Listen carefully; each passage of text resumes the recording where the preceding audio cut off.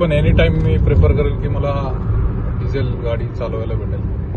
आता गव्हर्नमेंटचे एवढे रूल्स आहे, रेस्ट्रिक्शन्स आहे, RTO टॅक्स एवढा वाढला आहे डिझेल कार्सवरती, तर पण मी तर प्रेफर केलं डिझेलच घ्यायचं. भरपूर जण यूट्यूब ओपन करून बसलेत, चॅनल्स ओपन करून बसलेत, घेऊ नका युरिया हे ते.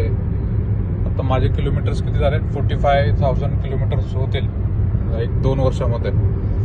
अजून पण मला एकदाही युरियाचा वगैरे त्याचा काही प्रॉब्लेम आलेला नाही आहे, किंवा रिजनरेशनला गाडी लागली आहे वगैरे असं काही आलं नाही आहे.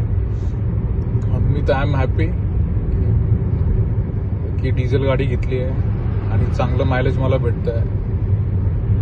फक्त regular time to time service आपण करतोय, बस तेवढंच आहे.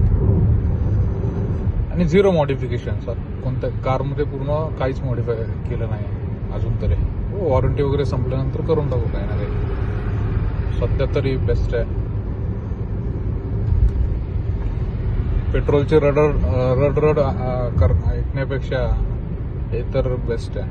म्हणजे पेट्रोल गाडी घ्या, चांगली गाडी घ्या, परत ती 80ने चालवा, 100ने चालवा, ते पण 15-16चं मायलेज येण्यासाठी.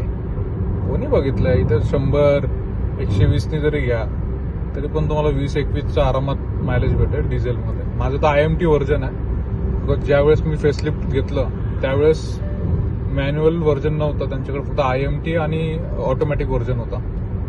ऑटोमॅटिक जास्त महाग जात होतं, त्याच्यामुळे मी IMT व्हर्जन घेतलं.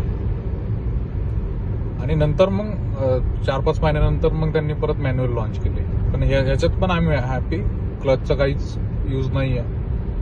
थोडं माझ्या ॲक्सिलरेशनमध्ये, पिकअपमध्ये थोडासा 19-20चा डिफरन्स असेल मॅन्युअल आणि IMT मध्ये, किंवा ऑटोमॅटिक आणि IMT मध्ये. ठीक, एवढं कळून येत नाही. त्याच्यामुळे एकदम व्यवस्थित चालते गाडी. काही मेंटेनन्स वगैरे दिला नाही आहे.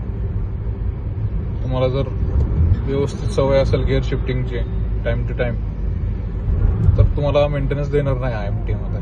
भरपूर मी सर्व्हिस सेंटरमध्ये बोललो, भरपूर जणांना ह्याच्यात पण मेंटेनन्स दिलाय, बिकॉज ते गिअर शिफ्टिंग ते करत नव्हते. म्हणजे लो स्पीडमध्ये पण